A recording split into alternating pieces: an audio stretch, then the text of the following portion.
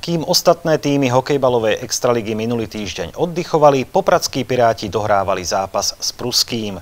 Ten zvládli výsledkom 6-3 a tak chceli domácu sériu 3 zápasov uzavrieť úspešne aj v sobotu proti Vranovu nad Topľou.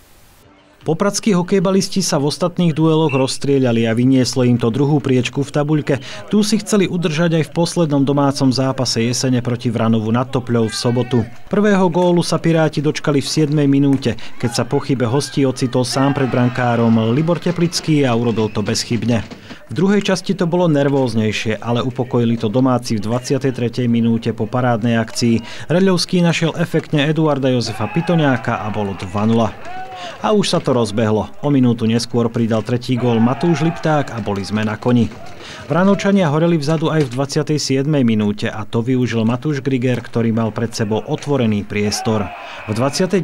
minúte si Piráti zahrali presilovku a pomerne rýchlo ju využili. Patrik Kromka našiel ideálne Mareka Bednára a ten triafal odkrytú bránu. Kuriózne 2 sekundy pred sirénou ešte skórovali aj hostia. Už sa malo pokojne dohrávať, ale nečakane vystrelil Viktor Kundrát a znížil. Výborným vstupom do tretej tretiny ale Popračania schladili súpera. Pri signalizovanom treste to zahrali ukážkovo, keď Teplický načapoval v 32. minúte Dávidovi Reľovskému a ten upravil na 6-1. Domáci hrali s ľahkosťou. Za daného stavu vymenil Hrabovský v bráne Drvára. V 35. minúte si zobral loptičku do svojej moci Tomáš Pospíšil a za pomoci Reľovského prestrelil brankára Vranova. Zo siete lovil ale loptičku aj nový brankár Popradu. Postaral sa o to v 38. minúte Viktor Kundrát.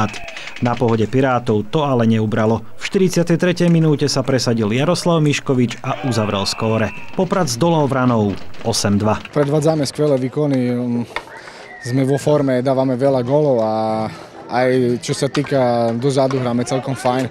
Takže musíme byť spokojní. Pozbierali sme doma skoro plný počet bodov, takže je to super. Super Hryzol napadal nás, čo nie sme zvyknutí u nás na ihrisku, lebo väčšinou nás super len vyčkáva v strede.